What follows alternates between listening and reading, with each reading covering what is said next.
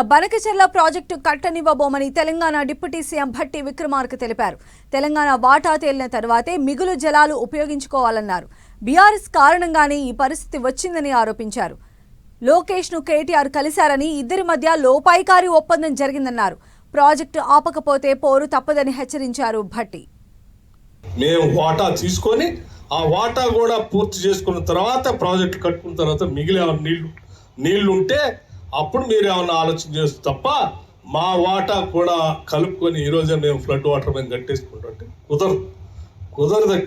కుదరదు మేము చాలా స్పష్టంగా చెప్పదలుచుకున్నాం. ఇప్పటికే పోలవరం పేరు మీద తెలంగాణ రాష్ట్రాన్ని చాలా నష్టం చేశారు.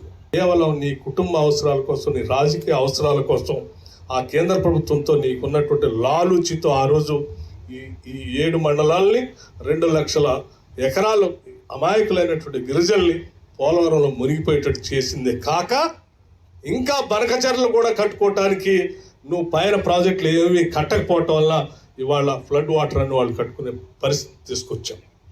లొకేషన్ కలిసి వచ్చినని సీఎం గారు చెప్తా ఉన్నాడు. నువ్వు బనకచెర్లు కడతా అని చెప్పు, మేము ఆపమని చెప్తాము. అటు ఇటు ఇద్దరు ఉద్రిక్తులు అయితే అటు నువ్వు ఉంటావు, ఇటు నేను ఉంటా, మధ్యలో కాంగ్రెస్ ఖతమైపోతుంది, ఏం కాదు, ఇది రెచ్చగొట్టి కాపాడుకుందాం అని అంటాడు. ఎందుకు గెలిచినావు నువ్వు? లోకేష్ గారిని ఎందుకు గెలిచినావు? దీనికోసమే కదా. ఈ లెక్క చెప్పాలంటే ఇంతవరకు సమాధానం చెప్పండి. మళ్ళీ కాళేశ్వరం ఏమైందో మీరు చూస్తారు. దానికి సంబంధించి ఒక రిపోర్ట్ ఇస్తూ ఉంటే ఆ రిపోర్ట్ సంబంధించిన వార్తలన్నీ బయటకు వచ్చి ఎక్కడ బయటకు వస్తాయో అవి రాకుండా ఉండాలని ఇంకొక ఇష్యూని డైవర్ట్ చేయడం కోసం బనకచెర్లు తీసుకొని మాట్లాడుతూ ఉన్నాం. మేము చాలా స్పష్టంగా చెప్తా ఉన్నాం, ఈ రాష్ట్ర ప్రయోజనాలే మాకు అత్యంత అవసరం.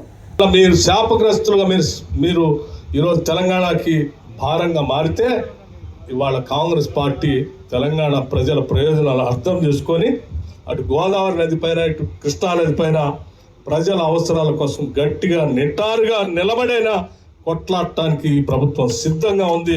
ఒక్క చుక్క నీళ్ళను కూడా తెలంగాణ ప్రజలు పోకుండా రాకుండా అటు కింద పంపించే పరిస్థితి ఉత్పన్నం కానే కాదు. ఈ విషయాలన్నీ చాలా స్పష్టంగా ప్రజలకు వివరించాలని మీ అందరికీ చెప్తా ఉన్నాను.